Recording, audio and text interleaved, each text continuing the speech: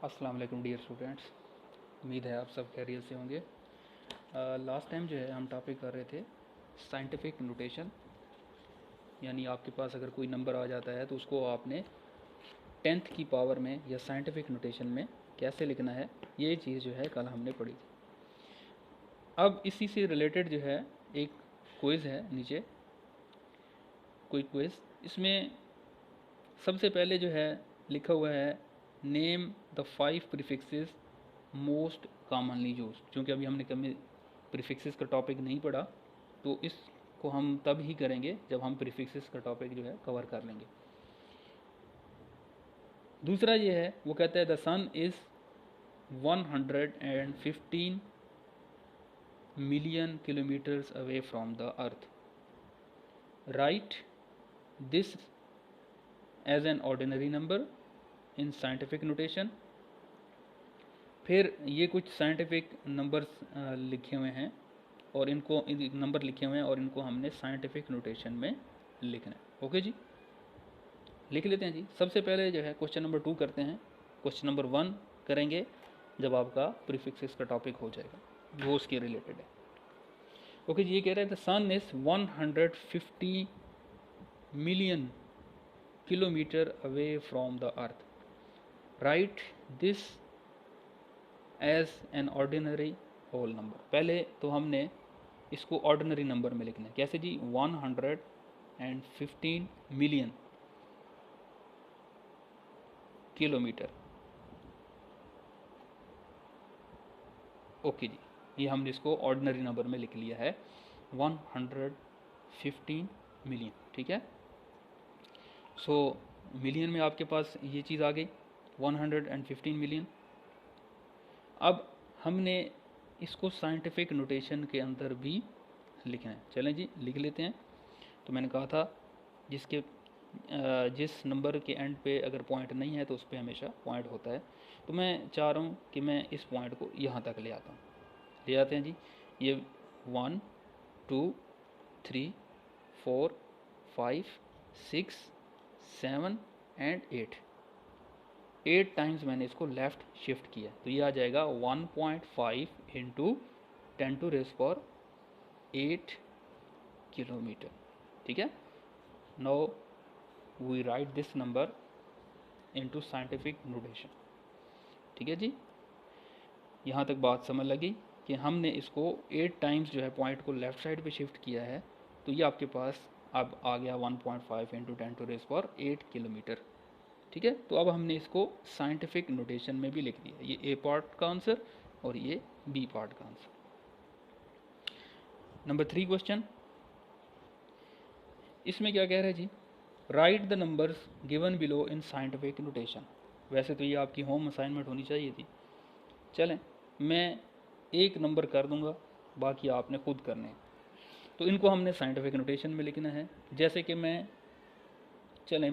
करता हूँ डी वाला पार्ट डी, ये मैं करूँगा। ये लिखा हुआ है 0.00 एंड अगेन 0.054 सेकेंड। ओके जी, इसको हमने साइंटिफिक नोटेशन में लिखना है। तो मैं क्या करूँगा, मैं चाह रहा हूँ कि मैं इस पॉइंट को यहाँ तक जो है शिफ्ट करके लेके आऊँ 5 के पॉइंट, यानी 5 आफ्टर 5 जो है ये पॉइंट मेरा शिफ्ट हो जाए। तो ये मैं शिफ्ट करने लगा हूँ, ये आ जाएगा 1 2 3 4 एंड 5। तो 5 टाइम्स मैं राइट साइड पे शिफ्ट करने लगा, तो ये आ जाएगा आपके पास 5.48। ठीक हो गया, इंटू 10⁻⁴ कितने टाइम शिफ्ट किया था?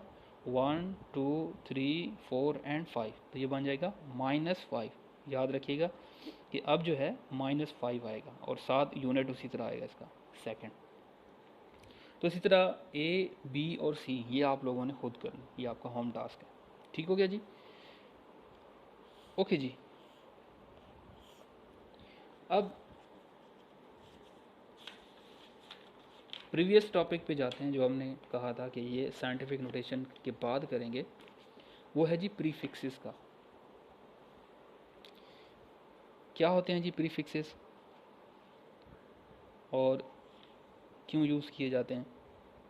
प्रीफिक्सेस क्या हैं जी? कि जो भी हमने नंबर कन्वर्ट किया है साइंटिफिक नोटेशन के अंदर, उनको हम सिंपली जो 10 की पावर में कन्वर्ट करते हैं, उन 10 की पावर में जो कन्वर्टेड नंबर हैं उनको जस्ट हमने नाम दे दिए। कैसे? जैसे मेरे पास एक नंबर लिखा हुआ था 20,000 ग्राम्स, ठीक है। फर्स्ट मैंने इसको क्या किया, कन्वर्ट किया साइंटिफिक नोटेशन में, यानी ये पॉइंट है तो मैं 3 टाइम्स पॉइंट इस तरफ ले आता हूँ, तो ये बन जाएगा 20 × 10⁻³ ग्राम, ठीक है। अब 10⁻³ ये आपके पास इक्वल टू होता है किलो के, ठीक है। और किलो को सिंपल हम के से, उसका जो सिंबल है वो के है, के से डिनोट करते हैं।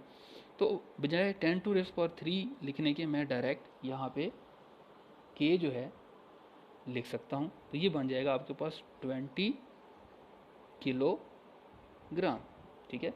किलो किस चीज़ को शो कर रहा है? किलो 10⁻³ की जो वैल्यू है, यानी 1000 जो है उसको शो करता है। तो सिंपली अब मैंने क्या किया, पहले साइंटिफिक नोटेशन में लिखा, ठीक है, जो काम हम पहले प्रीवियस लेक्चर में कर चुके हैं।